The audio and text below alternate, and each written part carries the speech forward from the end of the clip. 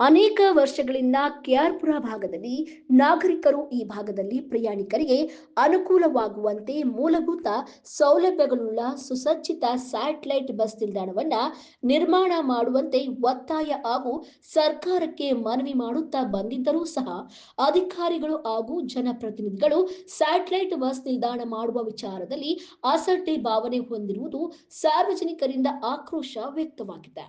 ಬೆಂಗಳೂರಿನ ಹೃದಯ ಭಾಗದಲ್ಲಿರುವ ಪೂರ್ವ ತಾಲೂಕಿನ ಕೆಆರ್ಪುರ ಅತಿ ವೇಗವಾಗಿ ಬೆಳೆಯುತ್ತಿರುವ ಪ್ರದೇಶ, ಹೆಚ್ಚಿನ ಜನಸಂದಣಿ ಉಂಟಾಗುವ ಪ್ರದೇಶ.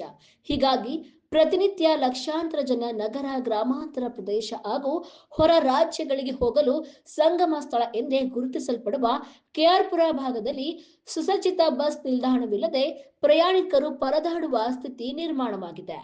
ಬಿಬಿಎಂಪಿ ಕಚೇರಿಗೆ ಹೊಂದಿಕೊಂಡಿರುವ ಕೇಂದ್ರ ಸರ್ಕಾರದ ಐಟಿಐ ಸಂಸ್ಥೆಗೆ ಸೇರಿದ ಖಾಲಿ ಜಾಗದಲ್ಲಿ ನೂರಾರು ಬಸ್ಗಳು ನಿಲ್ತವೆ. ಈ ನಿಲ್ದಾಣದಲ್ಲಿ ಸರಿಯಾದ ಬಸ್ ಶೆಲ್ಟರ್, ಕುಡಿಯುವ ನೀರು, ಶೌಚಾಲಯ, ಆಸನದ ವ್ಯವಸ್ಥೆ ಸೇರಿದಂತೆ ಯಾವುದೇ ಮೂಲ ಸೌಕರ್ಯಗಳು ಇಲ್ಲದೆ ಪ್ರಯಾಣಿಕರ ಸ್ಥಿತಿ ಏಳುತ್ತಿರದು. ಪ್ರಯಾಣಿಕರು ಮಳೆ ಬಿಸಿಲಿನಲ್ಲಿ ಬಸ್ಸಿಗಾಗಿ ಕಾಯುವ ಪರಿಸ್ಥಿತಿ ಇದೆ. ಸಾವಿರಾರು ಜನ ಪ್ರಯೋಜನ ಪಡೆದುಕೊಳ್ಳುವ ಬಸ್ ನಿಲ್ದಾಣದಲ್ಲಿ ರಕ್ಷಣೆ ಪಡೆಯಲು ಸುಸಜ್ಜಿತವಾದ ನಿಲ್ದಾಣವಿಲ್ಲ. ಮಳೆ ಬಂದರೆ ಕೆಸರು ಗದ್ದೆಯಂತಾಗಿ ಪ್ರಯಾಣಿಕರು ಬಸ್ ಹತ್ತಲು ಕೂಡ ಆಗುವುದಿಲ್ಲ. ಬಿಸಿಲಿದ್ದಾಗ ಪ್ರಯಾಣಿಕರ ಸ್ಥಿತಿಯನ್ನ ಕೇಳುವವರೇ ಇಲ್ಲ. ಬಿಸಿಲಿನ ತಾಪಕ್ಕೆ ತಡೆಯಲಾಗದೆ ಕೆಲ ಪ್ರಯಾಣಿಕರು ಮರಗಳ ಕೆಳಗೆ ಆಶ್ರಯ ಪಡೆದುಕೊಳ್ಳುತ್ತಿರುವ ದೃಶ್ಯ ಸಾಮಾನ್ಯವಾಗಿದೆ. Majestic, Chikkabanavara, Hebbal, Jalahalli, K R market, Shivajinagar, Kottigepalya, Yelahanka, Hosakote ಸೇರಿದಂತೆ ನಗರದ ವಿವಿಧೆಡೆಗೆ ತೆರಳಬೇಕಾದರೆ ಇದೇ ನಿಲ್ದಾಣದಿಂದ ತೆರಳಬೇಕಾಗುತ್ತದೆ. ಪ್ರತಿನಿತ್ಯ ನೂರಾರು ಬಸ್ಗಳು ಆಗಮಿಸಿ ನಿರ್ಗಮಿಸುತ್ತವೆ. ನಿಲ್ದಾಣದಲ್ಲಿ ಶೌಚಾಲಯವಿಲ್ಲದೆ ಪ್ರಯಾಣಿಕರು ಪರದಾಡುವಂತಾಗಿದೆ. ಸರಿಯಾದ ಶೌಚಾಲಯ ವ್ಯವಸ್ಥೆ ಇಲ್ಲದೆ ಪುರುಷರು ಬಯಲಿನಲ್ಲಿ ಮೂತ್ರ ವಿಸರ್ಜನೆ ಮಾಡ್ತಾ ಇದ್ದಾರೆ. ಆದರೆ ಮಹಿಳಾ ನಿರ್ವಾಹಕರು ಹಾಗೂ ಪ್ರಯಾಣಿಕರ ಸ್ಥಿತಿ ಏಳುತ್ತಿರದು.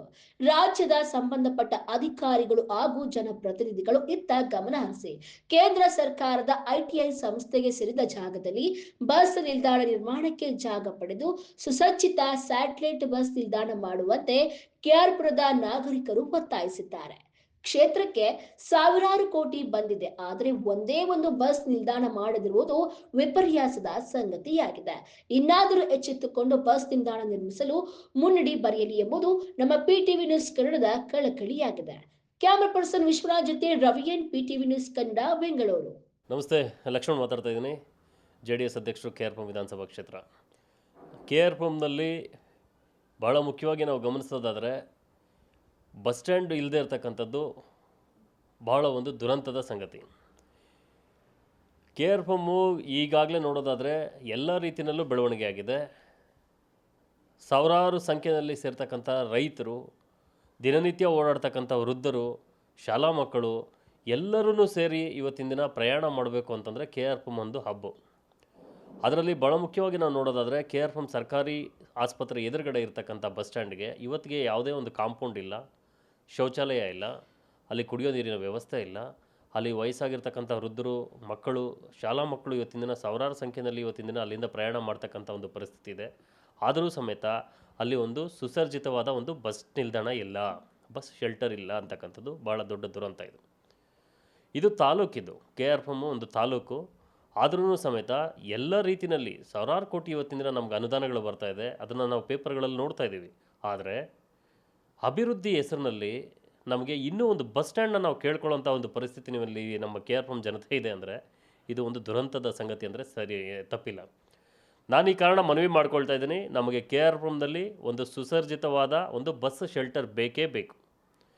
ಸಂಬಂಧಪಟ್ಟಂಥ ಎಲ್ಲ ಅಧಿಕಾರಿಗಳು ಯಾರಿದ್ದೀರಿ ತಾವು ಎಚ್ಚೆತ್ಕೊಂಡು ನಮ್ಮ KR ಏನು ಇವತ್ತಿನ ದಿನ ನಮಗೆ KR ನ್ಯಾಯಾಲಯ ಇದೆ, ಅಲ್ಲಿ ಒಬ್ಬರು ನ್ಯಾಯಾಧೀಶರು ದಿನನಿತ್ಯ ಪ್ರಯಾಣ ಮಾಡ್ತಾರೆ, ಅಲ್ಲಿ ಒಂದು ಬಸ್ ಸ್ಟ್ಯಾಂಡ್ ಇಲ್ಲ. ಇದು ದೊಡ್ಡ ದುರಂತ ಇದು. ಆ ಕಾರಣ ನಾನು ಮನವಿ ಮಾಡ್ಕೊಳ್ತಾ ಇದ್ದೀನಿ, ಸಂಬಂಧಪಟ್ಟ ಇಲಾಖೆ ಇರ್ಬೋದು, ಈ ಭಾಗದ ಮಾನ್ಯ ಶಾಸಕರು ಬೈರತಿ ಬಸವರಾಜ್ ಅವರು ಇರ್ಬೋದು, ಸಂಬಂಧಪಟ್ಟಂಥ ಎಲ್ಲರಿಗೂ ನಾನು ಮನವಿ ಮಾಡ್ಕೊಳ್ತಾ ಇದ್ದೀನಿ, ನಮಗೆ ವ್ಯವಸ್ಥಿತವಾದ ಒಂದು ಹೈಟೆಕ್ ಬಸ್ ನಿಲ್ದಾಣವನ್ನು KR ಮಾಡಿಕೊಡಿ ಅಂತಕ್ಕಂಥ ಒಂದು ಮನವಿಯನ್ನು ನಾನು ಈ ಸಂದರ್ಭದಲ್ಲಿ ಮಾಡ್ಕೊಳ್ತಾ ಇದ್ದೀನಿ.